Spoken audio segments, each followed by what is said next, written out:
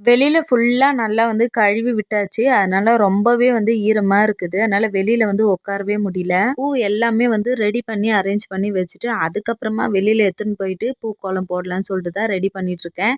எப்பவுமே முந்தின நாள் நைட்டே வந்து ரெடி பண்ணி வைக்கணும்னு நெனைக்கிறேன். ஆனா மறந்து மறந்து போயிடுறேன். முந்தல் நாள் நைட்டே வந்து நம்ம ரெடி பண்ணி வச்சுட்டோம்னா, இன்னும் ரொம்ப ஈஸியா இருக்கும். ஸோ இந்த வெள்ள கலர் பூ மட்டும் சின்ன சின்னதா வந்து கட் பண்ணிக்கிட்டேன் நல்லாவே. எப்பவும் போல தான் துளசிய வந்து ஃபர்ஸ்ட்டுல வந்து வச்சுட்டு, அதுக்கப்புறமா சுத்தி வேற சின்ன சின்ன பூ ஒண்ணு எடுத்துட்டு வந்தாங்க. அது பேர் எனக்கு தெர்ல.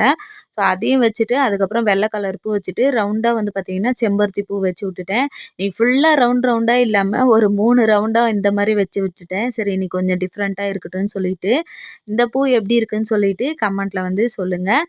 அதுக்கப்புறம் இது எல்லாம் முடிச்சதுக்கப்புறம் தான் நான் வந்து டிஃபனே வந்து சாப்பிட்டேன். தோசையும், கார சட்னியும் வச்சு தான் சாப்பிட்டேன். ரொம்ப டேஸ்ட்டா சூப்பரா இருந்தது.